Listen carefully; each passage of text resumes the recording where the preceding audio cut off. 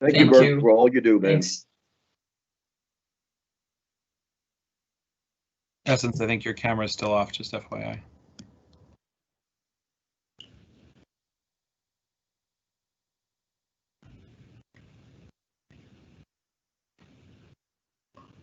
Good evening, everyone, and welcome to the Center for Catholic Studies Faith and Racial Justice Symposium. My name is Essence. I'm a senior at Seton Hall, and I'm studying history with minors in Asian and Africana studies. Together with Reverend Forrest Pritchett, I will be your MC for our time together tonight. So the great American author Ralph Ellison wrote that art, the blues, the spirituals, the jazz, the dance, was what we, Black Americans, had in place of freedom. Each night of our symposium begins by examining some dimension of the desire for racial justice as it is expressed in music. Yesterday evening, we heard the iconic anthem, Strange Fruit. This evening, we will hear from a contemporary voice singing a song composed amidst a pandemic. The song, Build a House, opens with composer and artist Rhiannon Giddens singing Coromanti, a tune transcribed from enslaved musicians in Jamaica in 1688. Masterfully, Giddens draws together the past and the present, a pandemic and a renewed call for social justice, and then through the haunting simplicity of her poetry draws our attention to the systematic dimensions of racism, but also signals the hope that remains unmoved in the face of them. You may also recognize her rather famous collaborator on the cello.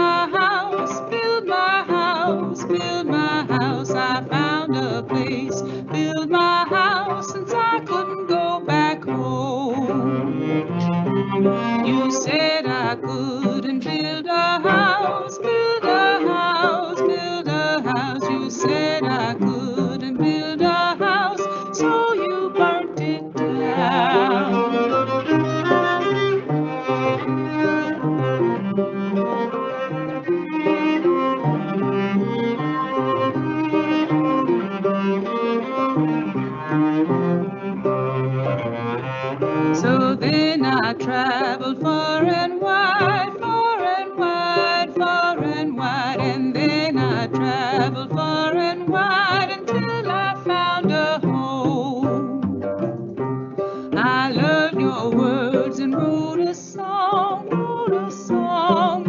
a song. I learned your words and wrote a song to put my story down.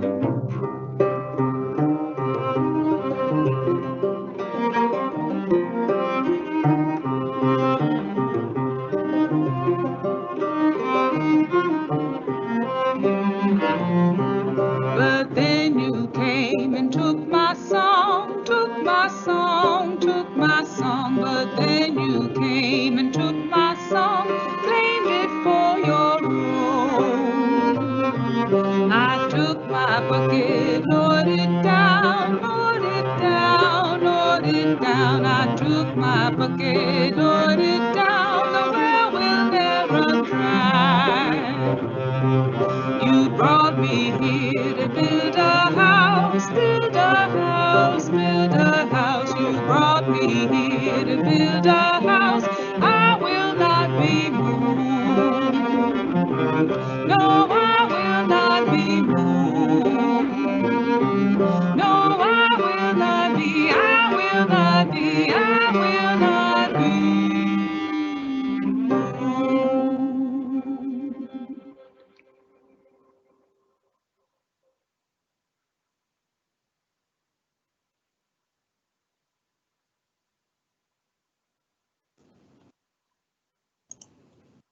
Good evening. My name is Dr. Roger Alfani, and I'm an adjunct professor in both core and School of Diplomacy here at Seton Hall University. I invite you to join me in our opening prayer. I'll first read from the book of Acts, chapter 17, 24 to 28. The God who made the cosmos and everything in it, being Lord of heaven and earth, does not dwell in handmade temples, nor is he served by handsmen as needing anything, since he himself gives to all life and breath and everything. He then made from one Adam every ethnos of humankind to dwell upon all the face of the earth, having determined the appointed kairos times and the boundaries of their habitation, to seek God, and perhaps they might feel their way toward him and find him. Yet he is actually not far from each one of us, for in him we live and move and have our being. Let us pray. Father in heaven, we are gathered here on the second night of this symposium on faith and justice. We are grateful for the privilege and opportunity granted unto every and each one of us, irrespective of the color of our skin, background, or ethnicity, to reflect not only on this evil and sin called racism that continues to divide us and limit the release of our full potentials, but we are also here tonight to receive wisdom and grace so that we can address and tackle its root causes. Sustainable peace cannot take place unless righteousness and justice are in place. This 4-day symposium shall not be an emotional stimulus or a sterile academic exercise. Rather, we prayed and believe that this shall be a defining moment and birthplace for transformational and generational change. Father Lord, help us by your Spirit to continually take courageous and unprecedented actions with the sense of urgency and purpose for the common good. Help us to see our fellow humans created in your image and likeness through your eyes, even as fellow faithful servants in our various endeavors. We thank you for your blessing upon us tonight and throughout this week, and rely on your leading by your Spirit. In Jesus' name we have prayed. Amen. Amen, amen. Good evening. I'm the Reverend Dr. Forrest Pritchard, and I'm so pleased to be the co-MC for this evening's activities. And we hope you all are not only enjoying our first 2 nights, but we hope you are growing with the seeds that we are planting in your intellectual and spiritual lives. I have been in higher education for over 50 years now. 42 of those years I've been at Seton Hall. I'm the former assistant dean of the Black Studies Center. I've been a freshman mentor, and I'm currently director of special projects for the Student Services Division, and I am the new special advisor to the provost of the university on diversity, equity, and inclusion. I was sitting here tonight just reflecting on the many people that I've met during my decades, particularly here at Seton Hall University. And last night, you remember I mentioned Bishop Joseph Francis, who was, when I started at this university in 1978, he was one of 4 Black bishops within the Catholic Church in America. He was the only one who was assigned to the Northeast. But he also had a good buddy who worked at Seton Hall University, who whenever there was some type of difficulty or some moral dilemma, some type of a crisis, the two of them would present themselves at Seton Hall together and speak to the issue. And I'm talking about his buddy, Sister Rose Thiering. And I'm just thinking, as I almost channel her spirit tonight, that if she were here, she'd be so proud of the work which is being laid down by the currently new director of the Center for Catholic Studies, Dr. Floyd. And I'm so proud to be a part of the folks who influenced me so much in my early formative days here at Seton Hall University. And I'm so proud to be a part of this initiative tonight.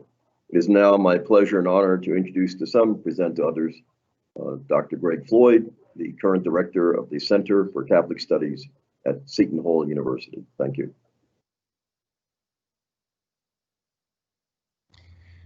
Good evening, Seton Hall.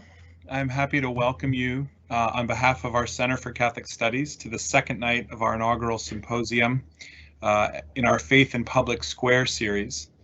My hope is that each fall, beginning with this one, we can gather together as a university community, all of us, students, faculty, staff, our priest community and administrators, and reflect together on timely issues at the intersection of faith and our shared political life.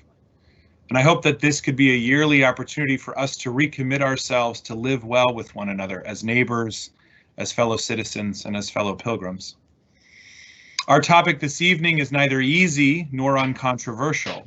Few themes, if any, have divided our nation historically and presently, as have those of race, racism, and the still unfulfilled promissory note of life, liberty, and the pursuit of happiness for all Americans. Yet caught as we are in an inescapable network of mutuality, in Martin Luther King's famous phrase, we cannot avoid these conversations either, nor should we desire to, especially not at a university, and certainly not at a Catholic university like Seton Hall. Faith and reason each demand of us an honest confrontation with reality in which nothing is spared and nothing overlooked. No problem or timely issue too inveterate, no issue too big, and no human life too small. Tonight we undertake with our guest speaker and with one another the characteristic work of a university, to question realities that are timely and pressing, and hopefully in the process of this shared inquiry, to become better neighbors, better scholars, and better citizens by listening to one another. Our evenings this week follow a pattern of self-transcendence laid out by the philosopher, theologian, and Catholic priest, Bernard Lonergan. According to that pattern, the steps he lays out for us, we begin to achieve what he calls self-transcendence or authentic development when we stop to pay attention to our own experience and to that of others, when we try to understand the meaning of that experience and judge its truthfulness, and finally when we decide to act in accord with the truth and out of love. So attention, understanding, judgment, decision, and action. These have always struck me as worthwhile goals for any university classroom and indeed any human life. Tonight, we enter the second phase of this progression, understanding, not simply acknowledging our own experiences and those of others, but seeking to understand their meaning and intelligibility more deeply, systematically, and in larger and richer contexts. I'll end by thanking our co-sponsors from across the university: Campus Ministry, the Program of the Core, Student Services, the Division of Diversity, Equity and Inclusion, the Religious Studies Department, and the Law School. I think, and I'll acknowledge that the range and the diversity of these programs, departments, and initiatives remind us that our campus is populated with people of goodwill, that despite our differences and perhaps amidst our disagreements, we can still collaborate in the pursuit of truth and in search of justice. Thank you very much. Thank you, Dr. Floyd, for those comments. I'm so glad to be in a position to introduce and present Dr. M. Shawn Copeland from Boston College tonight to this audience. Before I do, I'd like to mention to everyone, call your attention to the following. During Dr. Copeland's presentation and or after and during our discussion, if you would like to pose a question to Dr. Copeland, please run your cursor over the screen and you will see a live action bar which will pop up. Please look toward the right and you will see one little box with a question mark in it. If you tap on that, you'll be able to enter a question and we will be able to monitor that and present it to Dr. Copeland. So please, we encourage your active participation. We don't want to make this a passive activity. Heaven knows we in America have been too passive around the issue of racism. And I might say that maybe your passivity contributes philosophically to the continuation of it. So we need to move more of the needle and more people toward the active side of this issue. And if you just look around the globe right now over the last several months, I hope God lays that spirit upon your heart. That's more important to help your neighbor at this point in time than to simply be a listener. I'm so pleased to share with everyone in this introduction that we have with us tonight the Professor of Systematic Theology Emerita at Boston College, Dr. M. Shawn Copeland. She's an internationally recognized and award-winning scholar. She's the author and editor of at least 6 books, including Knowing Christ Crucified, The Witness of African American Religious Experience, and also one of my favorites, In Fleshing Freedom, Body, Race, and Being. She's also executed well over 130 different articles, book chapters, and numerous essays, spirituality, theological anthropology, political theology, social suffering, gender, and race. During this current academic year, she serves mostly virtually as the distinguished visiting professor in the Alonzo L. McDonald Chair on Life and Teachings of Jesus and Their Impact on Culture at Chandler Theological School at Emory University, Atlanta, Georgia. But I might add that in reviewing her body of work, some of my favorites actually deal with some of my favorite scholar activists. She has an article on Cornel West, for example, in a volume which was prepared as a critical reader on Cornell, or an improvisational philosophy of religion. And 2 more of my heroes, Dietrich Bonhoeffer, who many people may not be aware of, but he's almost like the precursor to Martin Luther King during the period of the Nazi regime in Germany, when Hitler attempted to create a national Church of Germany, where he wanted to pull together all of the major houses of worship. But many people could smell through that scheme and refused to bow to the king, if you would, in theological terms. And consequently, Bonhoeffer did pay the ultimate sacrifice of agape love of his life for that action, but emerges as one of my heroes, although many of us in America had never heard of him. But the volume that she wrote on was on Bonhoeffer and King, our Martin Luther King, our saint of the 20th century in this nation. So I wanted to call that to everyone's attention, perhaps for further research. And maybe I've even planted a seed or 2 in the minds of some of our students for some of the papers you'll need to execute. But I want to pull one of the quotes from her work as my final comment before she takes over for a while tonight, because it sets the mark, intellectually for exactly what this nation and this world needs to come to grips with at this moment in time. You know, in the book of Ecclesiastes, it mentions that to everything under the sun, there is a season. And I believe this is the season when America and the world, our action should be marked as we all taking a stand to become anti-racist. But here's the quote that I'd like to share with you. She shares, and I quote, "During our postmodern situation marked decidedly by the realities of race and the abuse of bodies, social conflict, and the residual of colonizing myths, this affords an opportunity to be human and to become the body of Christ. We are all called to be that body of Christ incarnate in the world today." I am so pleased to now open the floor to Dr. M. Shawn Copeland. Thank you so much.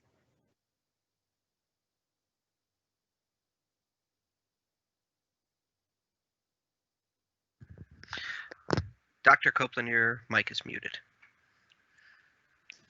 Thank you very much, Dr. Pritchard, for your gracious introduction. It's a little daunting to have one's words quoted back to one before one speaks.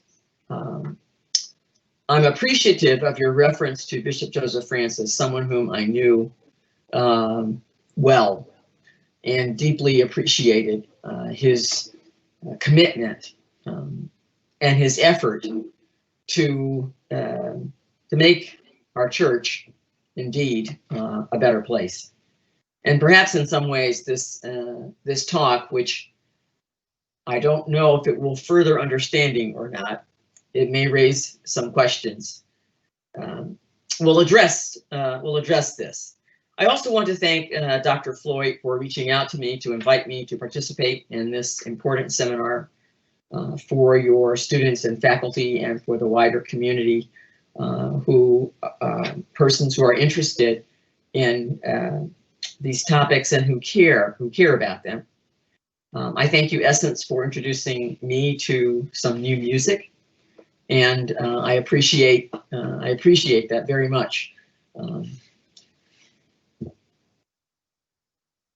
I also want to thank Burke Loxley for all his patience and kindness in helping me through this and reminding me just a few seconds ago that my mic, in fact, was muted.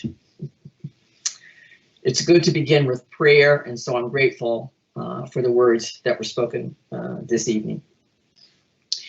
And maybe mentioning Bishop Francis and beginning with the kind of prayer with which we began, it's not such an odd thing to perhaps speak about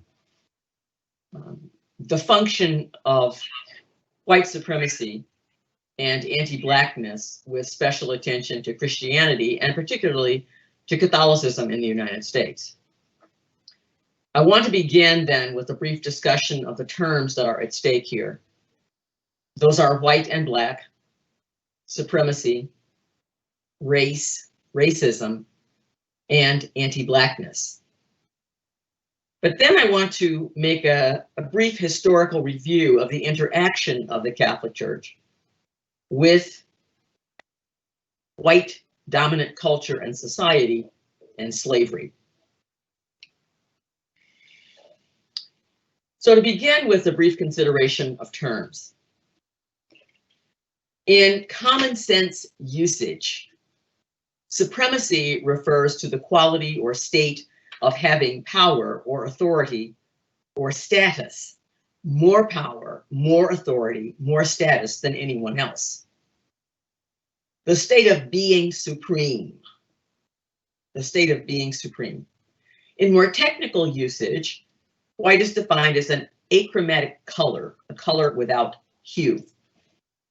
In Western European art and cultural aesthetics, the color white functions symbolically to represent cleanliness, to connote innocence, virginity, chastity and purity, virtue and beauty, light and intelligence.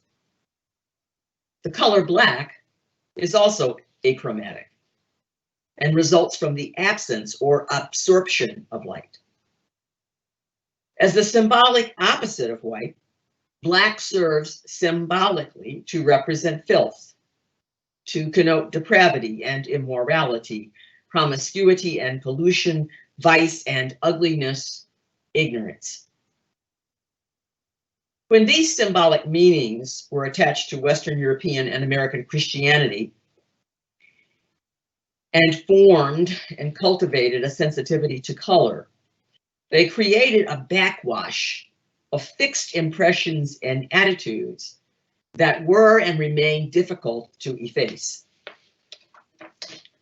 The devil and sin are black, angels and holiness white. And over the centuries, the effect and power of such symbolism rendered the basic neutrality of color quite irrelevant. But even more disastrously, when these bifurcating symbols and their vivid meanings were fixed to human flesh, to living human beings, we then began to speak about race and racism. This is one way to arrive at understanding the emergence of notions of race and racism. If you are in sociology or political science, perhaps right now you're reading or have read Omi and Wynot, Michael Omi and Howard Wynot on racial formation in the United States. Race, as the philosopher Lucius Outlaw observed, is one among many ways to, quote, conceptualize and organize social worlds composed of persons whose differences allow for arranging them into groups that come to be called races, close quote. Racism is a complex structural or systemic phenomena. It is, as James Boggs wrote, a systematized oppression of one race of another. In other words, he writes, the various forms of oppression within every sphere of social relations, economic exploitation, military subjugation, political subordination, cultural devaluation, psychological violation, sexual degradation, verbal abuse, and so on. Together, these make up a whole of interacting and developing processes which operate so normally and naturally and are so much a part of the existing institutions of society that the individuals involved are barely conscious of their operation, close quote. Racism then goes well beyond prejudice or even bigotry and welds together attitudes or feelings of superiority to the putatively legitimate and commonly sanctioned exercise of power. So racism is prejudice plus power. White racist supremacy refers to the nearly 400-year-old system of white on black oppression and white racial dominance originating in the importation, subordination, and exploitation of Africans who were enslaved, and in the subsequent elaboration and rationalization of that oppressive system. In the framework of white racist supremacy, anti-blackness connotes contemptuous and or violent responses directed at black people, black culture, black history, and black self-presentation. White racist supremacy then refers to, first, behaviors and actions rooted in the assumption that white people are superior to all other peoples in certain characteristics, traits, skills, and attributes. White racist supremacy undergirds white privilege. So if we think for a minute of the experience of Christian Cooper in Central Park a few months ago, a white woman felt threatened by his request to leash her dog. And she relies on whiteness. The police will listen to her, will agree with her, will support her. So she weaponizes what should be a simple casual interaction between two human beings. Someone asking, please leash your dog, becomes weaponized, turned into something that in fact presents a grave danger, not only to Christian Cooper, but to the woman herself. White racism then also refers to an ideology, and I use the term pejoratively, negatively, not neutrally. I use it negatively. A set of ideas or ways of thinking and speaking that justify what is grossly and morally wrong. Nazism, neo-Nazism, is a clear example of ideology. White racist supremacists ground putative white racial superiority in appeals to examples of white dominance or superiority. So we think of history, think of conquest, transatlantic slave trade, think of lynching, and think of apartheid. In contemporary culture, think of aesthetic entertainment. Think of societal practices such as political or economic or technological or legal practices. Think of social institutions, our universities, our schools, our courts, our hospitals, media. As an ideology, white racist supremacy maintains that white people should direct, rule, govern, and dominate all non-white peoples in all cultural, societal, and religious domains. This ideology is reinforced and expressed through behaviors and actions that congeal in what Eduardo Bonilla Silva, some of you may be reading him in your sociology classes or political science classes, Bonilla Silva, who wrote Racism Without Racists. So these actions and behaviors congeal in what he calls, quote, a white habitus, a racialized, uninterrupted socialization process that conditions and creates whites' racial taste, perceptions, feelings, and emotions, and their views on racial matters, close quote. Again, this is an ideology and societal process secures the power of white peoples as a social group over all other groups. And as a byproduct of this historical, cultural, and societal dominance, ensures certain benefits and privileges to most white individuals. I say most. In the common sense processes of appropriating one's culture and society, thinking about this, Charles Mill argues that, quote, whiteness is not natural. Rather, infants of a certain genealogy or phenotype growing up in a racist society have to learn to be white. Correspondingly, there have always been principled and morally praiseworthy whites who have thrown off their socialization and challenged white supremacy in the name of an open consideration of humanity. In other words, what I'm trying to suggest is that our personhood has been racially normed. At the same time, inasmuch as Blackness is deemed to be not natural, Black peoples or Blacks of African descent must resist the reduction of their personhood and their struggle for humanity. They must struggle for that humanity. They must reject deference to what whiteness stands for and submission to caricatures of a Black self. Now, I want to speak a little bit here about history. And I want to begin with Winthrop Jordan, who contends that in encounters with Africans, Europeans and white Americans observed and remarked on differences. Differences in physical appearance, differences in religion, differences in manner of living. But the most, quote, arresting characteristic, close quote, was the color of the African's skin. The negative meanings I referred to earlier of Black surfaced, vibrating with these negative connotations of sin and filth and evil and ugliness. And when this color symbolism came to intense contact with a Christian doctrine of theological anthropology, the doctrine of personhood, already that doctrine is deeply influenced by Platonic and Aristotle, by Plato and Aristotle's metaphysics. Black flesh was devalued ontologically, and greater value was placed on the spiritual and the transcendental.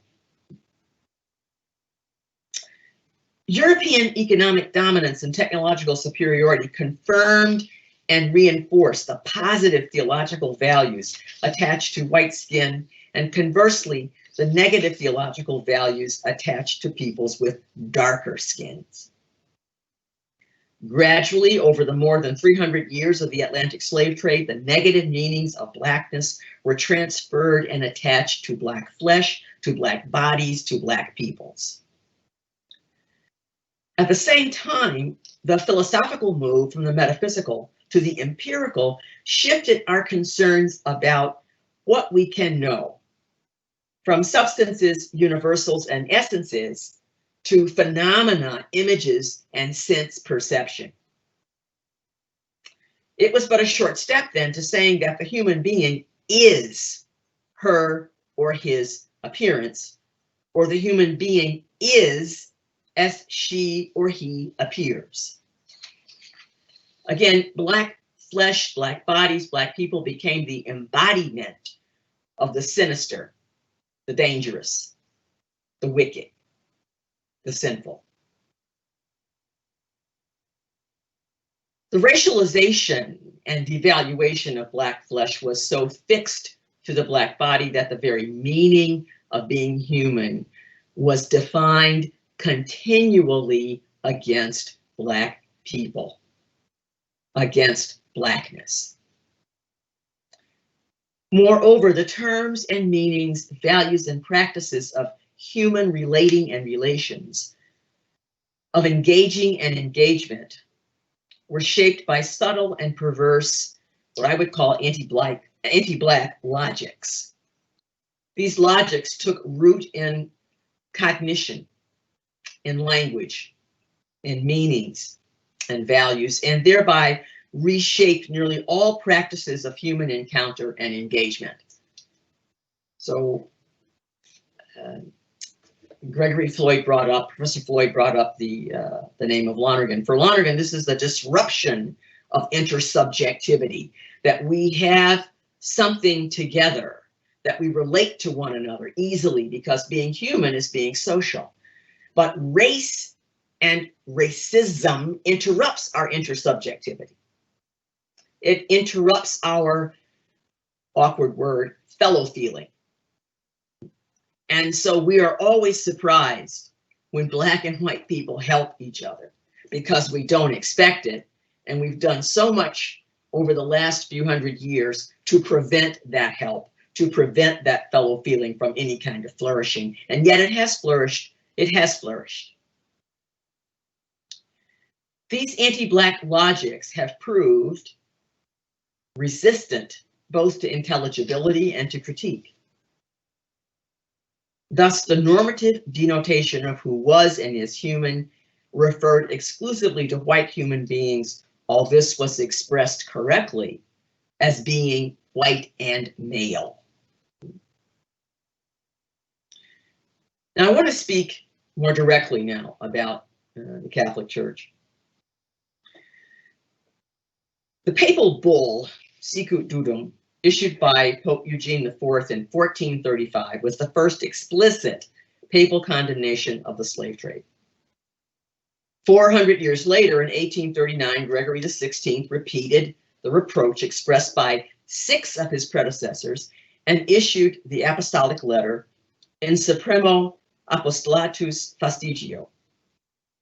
In this letter, Pope Gregory XVI admonished and abjured, quote, all believers of Christ, of whatsoever condition, that no one hereafter may dare unjustly to molest Indians, Negroes, or other men of this sort, or to spoil them of their goods, or to reduce them to slavery, or to extend help or favors to others who perpetuate such things against them, or to exercise that inhuman trade by which Negroes, as if they were not men, but mere animals, howsoever reduced into slavery, are without any distinction, contrary to the laws of justice and humanity, bought, sold, and doomed sometimes to the most severe and exhausting labors, close quote.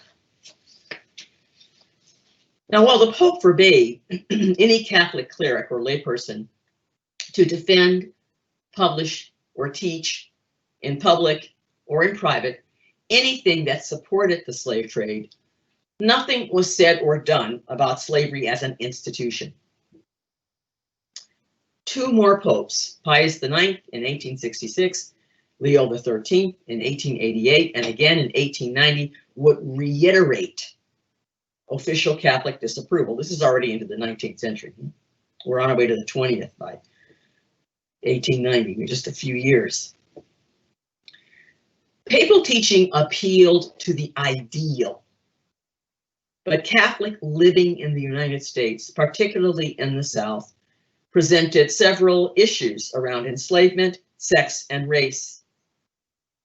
Catholics, foreign and native-born, North and South, were steeped in European religious devotions and cultural sensibilities, and relied upon a theology crafted in Europe's relatively static social order.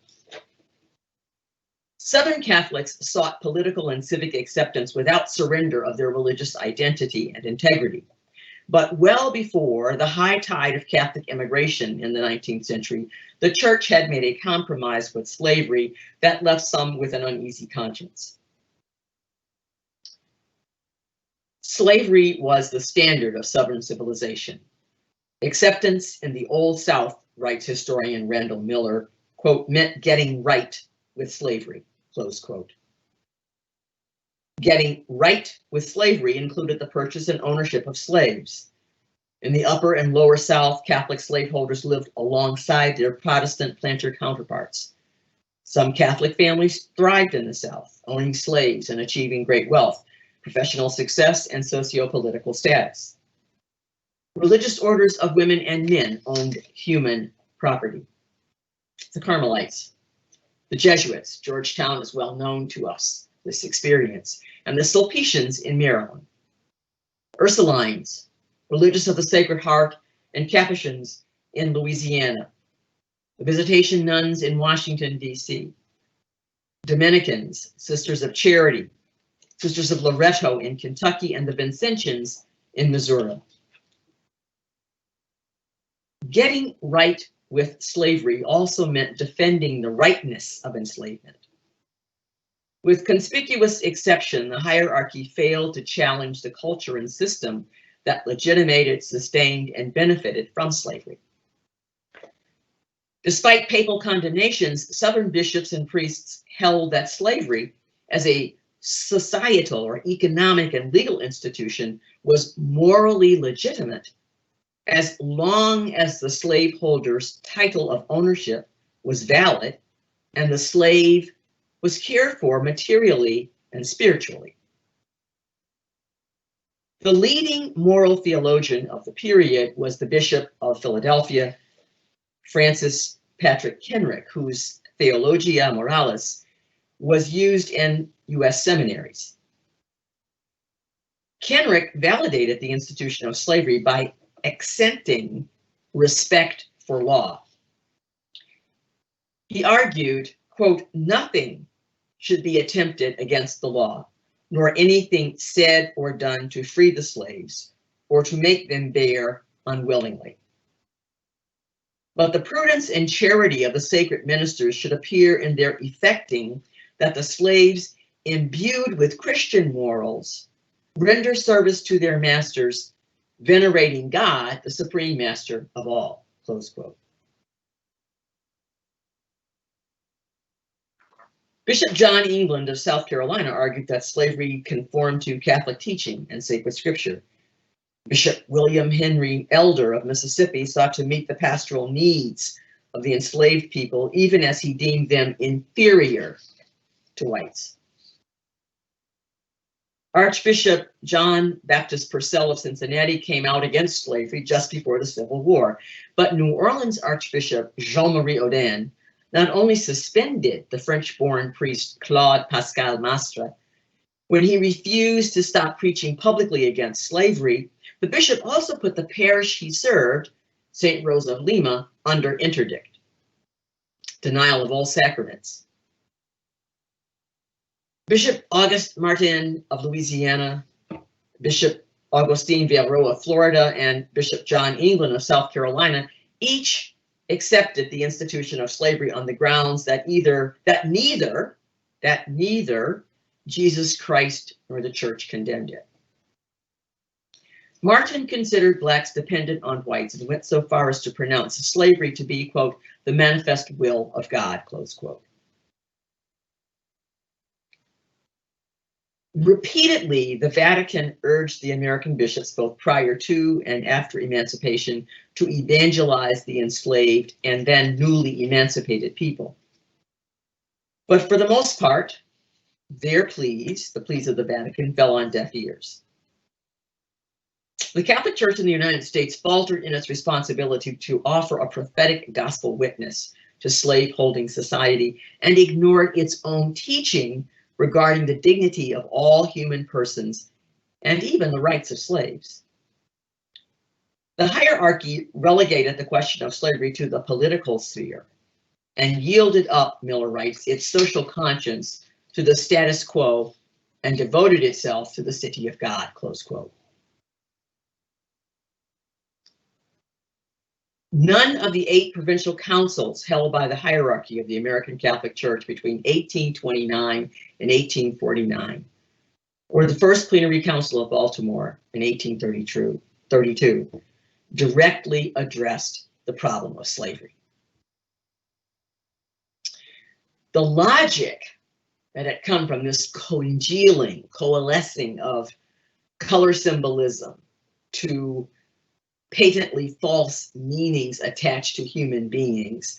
The logic of this anti-blackness was so pervasive and so restrictive, so precise, that it overrode the exercise of potentially legitimate authority, seized and displaced divine authority. This meant that whiteness and white human being was fetishized. And in this process, the logic of anti-blackness repressed the voice of conscience, obscured morality, and eclipsed ethics to induce authority and authorities to kneel before the racialized idol of whiteness. In an even more perilous move, I think, these authorities attempted to bleach and domesticate the divine, to make over the divine in their image and likeness. Thus, in adhering to a culture and custom of anti-blackness, Episcopal authorities found themselves kneeling to the idolatry of whiteness.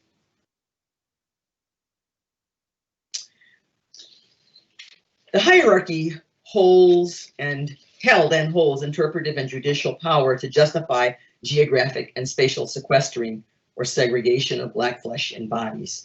Their accommodation of anti-black logics included the establishment of segregated parishes and schools, and in some cases, cemeteries.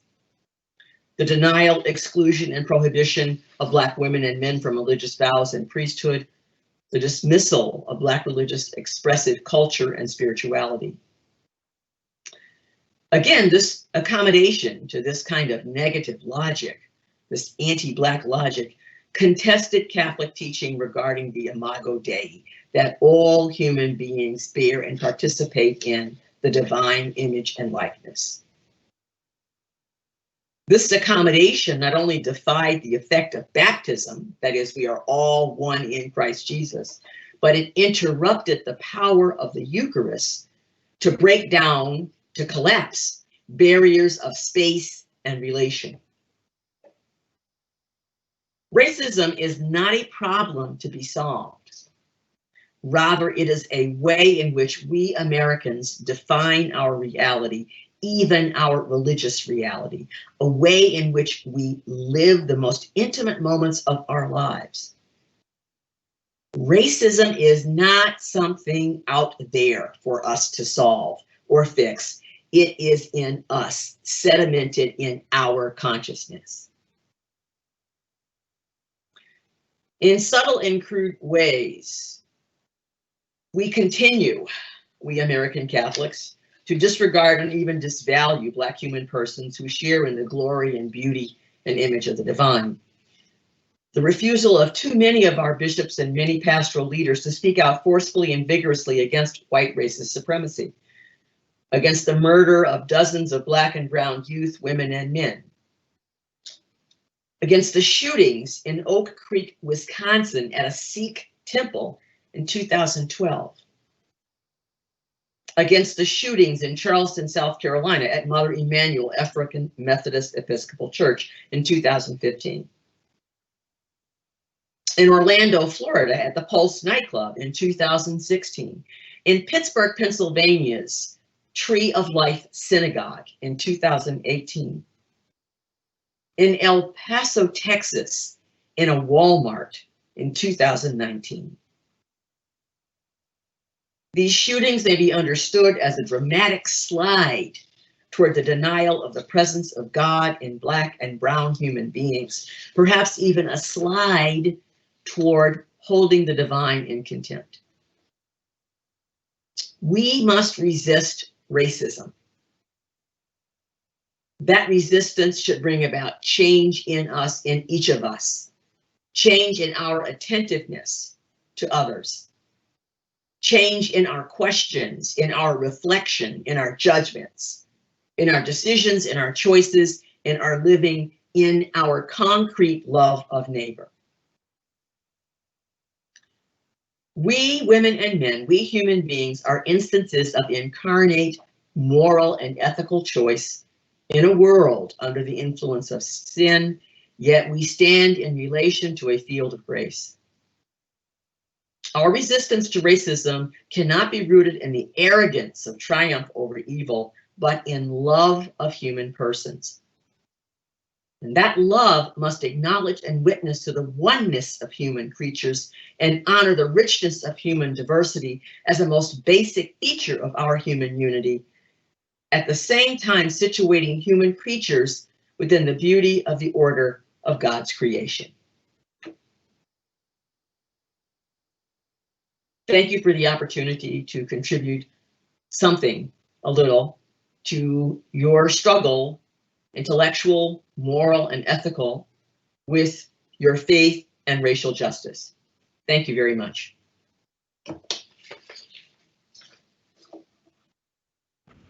We would like to thank Dr. Copeland again for her engaging and very necessary talk. At this moment, we ask all participants to please put any questions they have in the Q&A box, which you can find on the live toolbar in the small box that has a question mark on it. And what I'd like to, as we wait for any questions to come in, I'd like Dr. Copeland to consider the following statement. Historians James Oliver and Lois Horton call slavery the tough stuff of the American memory.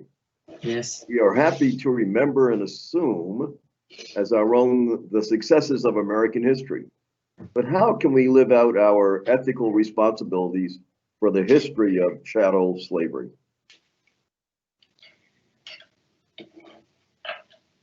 This is, can you hear me? Yes, very, very well. This is an important question because it's a recurring one.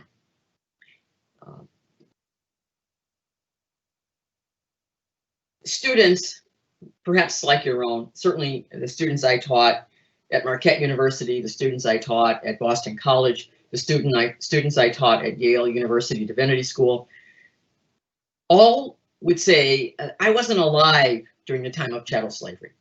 Well, certainly you weren't. But we are happy to take and embrace, assume, pride in the monuments and the actions of our forebears. And when we do that, we assume responsibility. We share in that success. That's the point that we're making. We share in that success. None of us wants to share in the negativity that we all have seen around us and that we know is also a part of our history. So my response to that is this, basically. If you don't take responsibility for this and someone else begins to behave as so many people have in the last several months, but over the last more than a decade, we can go all the way back to Amadou Diallo being shot 41 times. We can go all the way back to just name the person, Rodney King. We can go all the way back. We have to behave toward others differently then. If I am to say the way I take responsibility for the past is not to repeat it, the way I take responsibility for the past is to say I will not live this way. I will live in counter-distinction to that past. I'll live counter-culturally to it. I can acknowledge what my forebears did to build a nation, as this song began today, build a house, I build a house. We can take responsibility by not behaving as our forebears did. When the pipeline was under assault, running through Navajo land, a few years ago, that the United States Army veterans came and stood with the indigenous people was an incredibly moving moment, because they enacted how to live differently in the present, not to repeat the ignorance of the past. So not to do that, to take responsibility, means we have to also learn the past. And in a country like our own, we have to learn the pasts of many different peoples, many different peoples. If you want to be a citizen of this country, then you have to be fully a citizen who embraces the good, the bad, and the ugly, and live in a very different way. Live so that the good, the bad, and the ugly, the good is preserved, the bad is not repeated, the ugly is made beautiful in some ways. I think that that truly this is the tough stuff, but we have to face it and face it squarely. I don't know if that's helpful to you or not. You can come back at me if you'd like.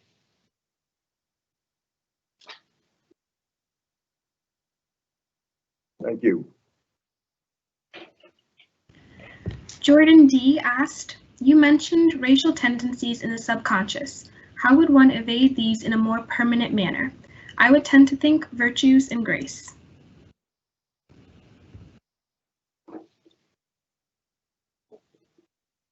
No argument with virtues and grace, but grace builds on nature. So we have to do some things ourselves. We have to reach out to people in constructive ways. We have to learn how to make friendships. And we have to learn how to practice the virtue of friendship.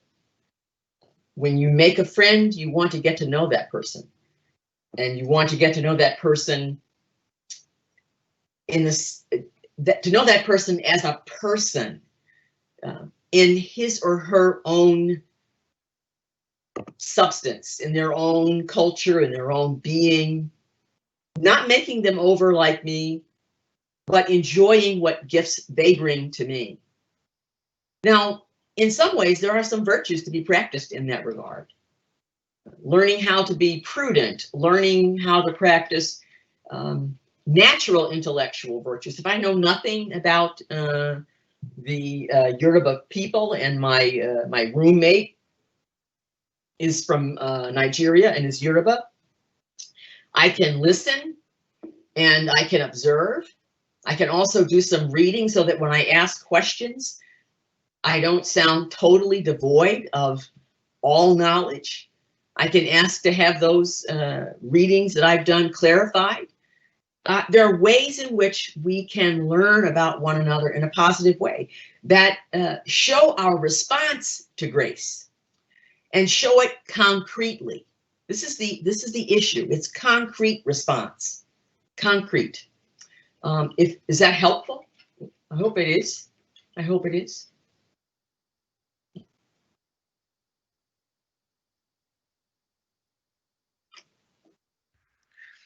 Greg, you're muted.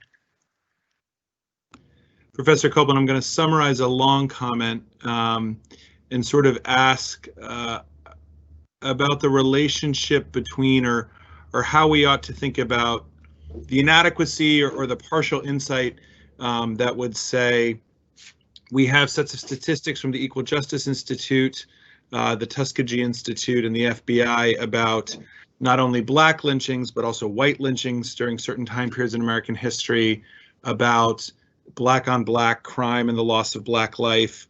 So how should we, and the questioner is asking, this sort of universalist approach to human dignity and life would sort of indicate all these statistics are relevant and ought to be more widely disseminated. So how should we think about that in light of what you've presented today? I think, of course, statistics tell us something, but human beings, of course, we know are not statistics. They're really, we're all individuals here. They may be, I don't know how many people are out there. Let's say there are 50 people out there. You can say 10% of them are this and 5% are this. But we don't want to reduce any person to a statistic. This is a way to get some information to us in some ways. Black on Black crime is not relevant to white racist supremacy in a real way. It just isn't. White people kill white people. White people kill Black people. Black people kill Black people. Black people kill white people. People kill people. They may not be very nice people who do this. They may be people who are dangerous, who have become morally corrupt. But we're talking about a larger system in which we both organize people so that, in fact, we keep their interactions really, really quite separate. This is the point of racial segregation. And so we say now, well, we don't do that any longer. Well, we do if we have large numbers of unemployed people, Black and white, who can only live in certain areas, and the rest of us, or some of us, whatever percent you like of us, are free to come and go in our gated communities and not be disturbed by anyone. I think that to think about this, to say we have Black on Black crime is to say, well, these are those people, we know what they do, so we don't want to be around them. This is turning a culture into a pathology without asking, where did the pathology come from?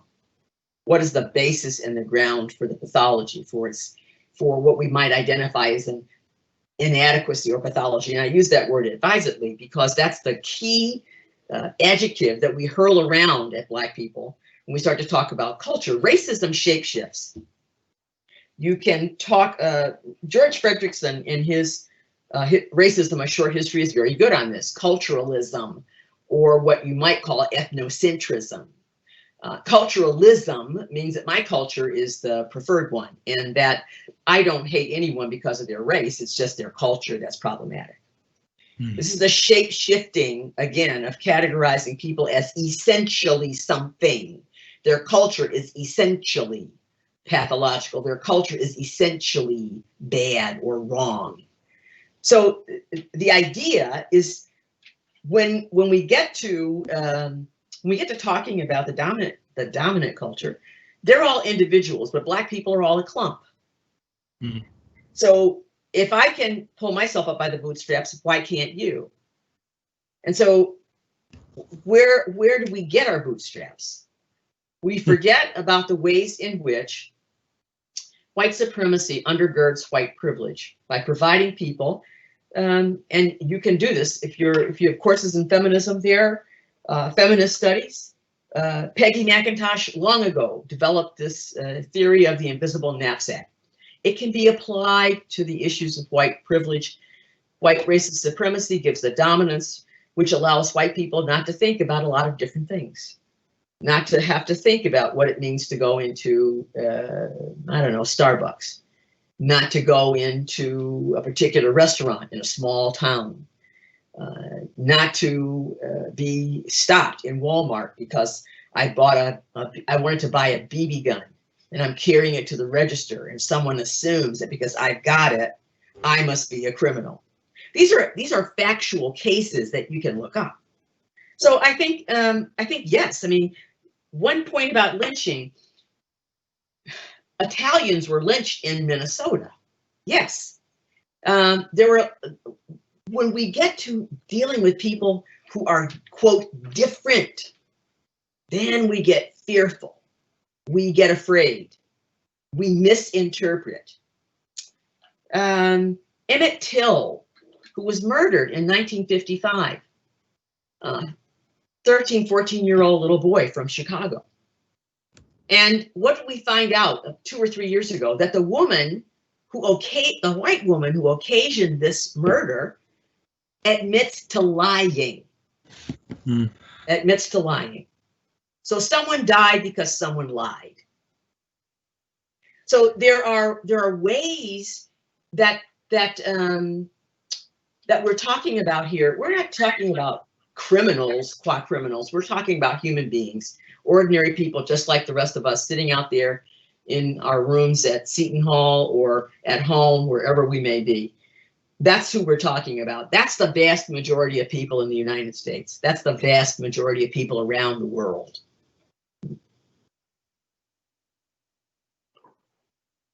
Okay, thank you, Dr. Copeland. We have a question from Patrick Manning. He says, you noted some contemporary instances in which the American Catholic Church continues to ignore its own teaching regarding racism. Towards that end, you gestured toward a more adequate embodied response. Can you elaborate on how such persistent ideology might be overcome? I think this is a question dear to my heart. I have friends who say to me, "Wow, why are you still in the church? Why do you still do this?" Because I am a Catholic, and I have the right to expect from those persons who are leaders of our church courage. I have the right to expect from them leadership. I have the right to expect from them sound moral teaching that does not depend upon my tax exemption or does not depend upon foundation grants, but depends upon our commitment to the gospel. So I think I want to see a much more robust response. Bishop Mark Seitz in El Paso issued a letter in honor of the first anniversary of the murders at Walmart. 23 people were shot at a Walmart, 23 immigrants. And some people not immigrants, US citizens who happen to be Mexican American or Chicano or Chicanas, Latinx people, who knows? But what he's trying to get across to us all, this is wrong. When someone stands up and calls the children of God murderers, thieves, rapists, assassins, I want to hear my church say back, no, these are children of God. I want to hear people say back, we cannot simply smear everyone with this kind of broad brush. I think it's incumbent upon people who identify themselves as leaders, teachers of the gospel, to provide us with some example. And as a Catholic, I have a right to expect that example.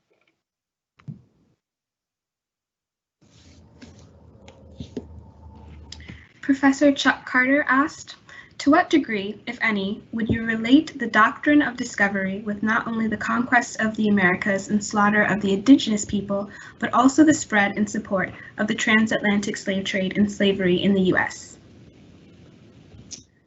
Well, I'm going to say I have a very common sense understanding of the doctrine of discovery. I have not been reading in that literature so well, although I've been reading a lot of Minolo and Chiano. I've not been reading in that just direct line. But I understand it presumes that nothing exists until I arrive. And what I discover belongs to me because I've discovered it, which totally negates all the people who are present, for instance, in Southwest Mexico. The Treaty of Guadalupe Hidalgo is just obliterated. You know, we made a treaty with Mexico. We wanted land. Mexico didn't want to sell it. We had a war to get it, to take it. And so we develop a treaty which gives citizenship rights to the people on that side of the border, and then we violate the treaty. Now, if I think of, when I think of that, I think this is abominable. It's abominable. And when I think about Australia, a terra nullius, there's nothing there. We can move right in and take it, even though we see humans, we decide because of their color, they're not humans. So when I think about the transatlantic slave trade, there's a lot, that's a very complex moment because, in fact, we all know that slavery is common to human history. We know that chattel slavery is a particular form of slavery that, in fact, is a kind of, it's a kind of really twist for the worst, if you will. So that people on the continent, Africans on the continent, and they weren't really Africans, were they? Huh? They were Bini people, or they were Yoruba, or Ewe, or Fulani, or Ashanti, whatever they were. Huh? The Europeans gave them that word, African. They didn't know themselves in that way. They knew themselves as they were. Mm. So here you arrive in Africa and you want to buy various goods. Well, people have slaves from war. And if you want to think about how difficult all this was, I mean, Chinua Achebe in Things Fall Apart has an incredible way of writing about all this. So I think here, Europeans, yes, discover Africa. They discover the gold on the west coast in Ghana. They discover a variety of precious metals and so on. This trade goes on, and one of the quote items, close quote, traded are human beings. So the transatlantic slave trade is very complex in that way. It's very complex. So I'm not giving anybody a pass. I'm not giving anybody a pass. What I'm saying is that to take this apart really requires a lot of thought and attention, because you can start with 1491, not 1492. 1491, Ferdinand and Isabella drive the Muslims out of Spain. Then they drive the Jews out the next year. So there's a concerted effort towards some forms of, quote, purification, close quote, of culture. But the doctrine of discovery is one way to enter into that conversation. I don't know if Professor Carter would like to send me an email or something later. That's fine. I'm great with that. Chuck Carter, so he can probably give me some good texts to read. Mm-hmm. All right, we've got a couple questions in the queue, so we'll try to move through them and maybe combine a few a little faster. Okay. Thinking about from the perspective of faith, not only about the injustice of racism, but also about the desire for the faith lives of one another. One of our audience members asked, how are the spiritual and social lives of Black people affected by racism? So how does racism make it harder to grow in their faith? Mm-hmm.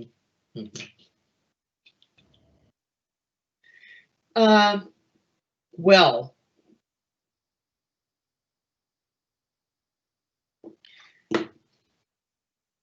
if you have a priesthood that does not depend upon formal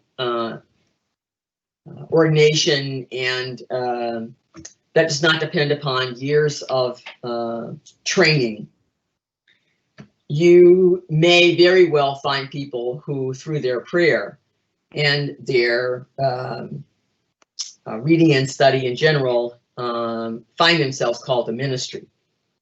One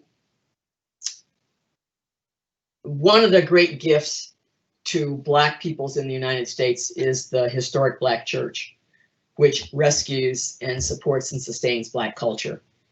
The music in those churches, the community in those churches provides a hedge against the viciousness of racism. And it had, in some ways, almost from the very beginning. We can't say when the historic Black church becomes known as a Christian church, because Christianity doesn't exhaust the historic Black church. We don't know much about its formation. We have some ideas about what gets blended and what doesn't. But if you have something like, let's say, the predominantly white churches, whether you're Episcopal or Methodist or Presbyterian or Roman Catholic, then you've got a process which has denied you participation, which has kept you on the sidelines, kept you going to communion after all the white people, burying you in a segregated cemetery. So yes, but what is true, those spirituals are powerful ancient songs that never condone or urge vengeance, and that provide people with a great source of confidence in God's almighty power to see things right. Thank you. Okay, I've selected another question from Dave Floyd. It deals with the concept of reparations. He states, the topic of reparations for slavery in the United States has ebbed and flowed as a potential response, specifically within the Catholic Church, as we think about what forgiveness and the righting of our wrongs requires. Can you comment on the value that reparations from the Catholic Church specifically might play to signify the unity of the Church in acknowledging its failures around responding to slavery? Well, first of all, I'm not interested in speaking about financial reparations. I'm thinking about moral reparations. And moral reparations are crucial in many ways. Moral reparations would mean that we find ways to pray and to console our neighbors, to support them and to help them in times of grave need. If you are in an inner city parish right now, many people, those of us who find ourselves in inner city parishes right now, may very well find that our funds have dwindled for any sort of assistance, and partly because we've been spending reparations financially for people who are victims of clergy sexual abuse. So there are a number of issues around, I'm not interested in that. I want to be interested in moral reparations, because that's the first thing that people asked for from the clergy sexual abuse crisis, was moral reparation. So moral reparation is what's here. We can't just talk, reconciliation is difficult to come by. When you go to confession, you have a penance. And that penance requires you to do something. And the doing of that something can be arduous. Doing that something can be painstaking, and it can be difficult. But what can we do? What can the church do? How can it change?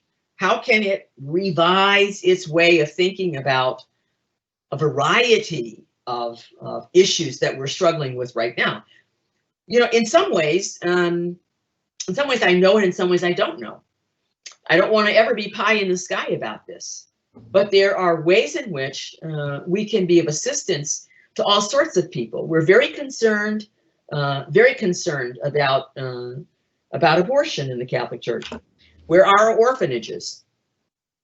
Where are places that will receive children who perhaps for some reason or other, maybe the inadequacy of a parent, maybe the problems of a parent, maybe the immaturity of a parent, maybe just the sheer physical inability of a parent. So where are our resources to open up in this way, as opposed to castigating people? To think about race in this way, people ask, what do you want? People want to belong. They want to participate. They just want to be another human being like everyone else in the pew. And this is the thing that becomes, this is what's denied here. You talk about spiritual difficulties and racism. That's denied you in some ways, which is why Black Catholics who've had a long experience with white Catholics who want to join, who want to help, but then their helping is taking over. So you lose your agency. You lose your agency. These are all matters that require people to pay attention and to listen to one another. This is the crucial issue, listening to others, really hearing what that person is trying to say, what they're trying to tell us about their inner lives and their aspirations. I'm for moral reparations. I want some more schools in the city. I want some more, I don't want basketball centers or sewing circles. I want some more schools in the city. We have a dearth, D-E-A-R-T-H, of Black Catholic theologians. I want some schools in the city. That's what I want. I want some college scholarships. That's what I want. Those to me are opportunities for moral reparation. I'm not talking about handouts. People have to earn that. Black people are not looking for a handout. They're not looking for a handout at all. But some way to earn my participation so that I can be also a person who gives, not simply takes.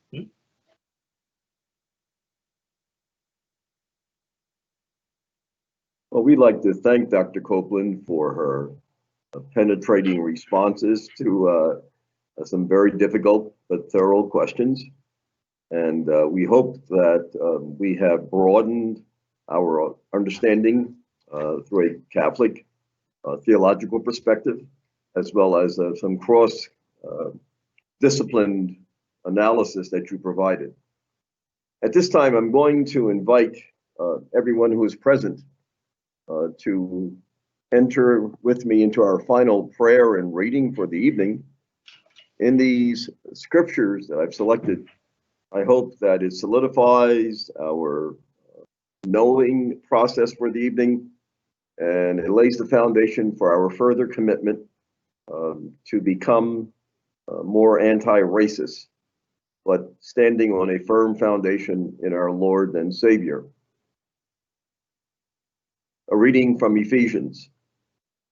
Finally, be strong in the Lord and in his power and his might. Put on the full armor of God so that you can take up and stand against the devil's schemes. For our struggle is not against flesh and blood, but against the rulers, against the authorities, and against the powers of this dark world, against the spiritual forces of evil in the heavenly realms. Therefore, put on the full armor of God, so that when the day of evil comes, you will be able to stand your ground. And after you have done everything to stand firm then, with the belt of truth buckled around your waist, with the breastplate of righteousness in place, and with your feet fitted with the readiness that comes from the gospel of peace. In addition to all this, take up the shield of faith, with which you can extinguish all of the flaming arrows of the evil one. Take the helmet of salvation and the sword of the Spirit, which is the word of God. We'd like to thank everyone for your attention and your participation this evening. We invite you to join us once again on Wednesday evening for our third installment in this series of Racial Injustice Symposium. We'd like to also thank all of our co-sponsors once again. The University Core Program, Student Services, our Diversity, Equity, and Inclusion Committee and Task Force, Religious Studies, Campus Ministry, and the Law School, and Dr. Floyd and the Center for Catholic Studies. Thank you all, and may God be with us. Amen.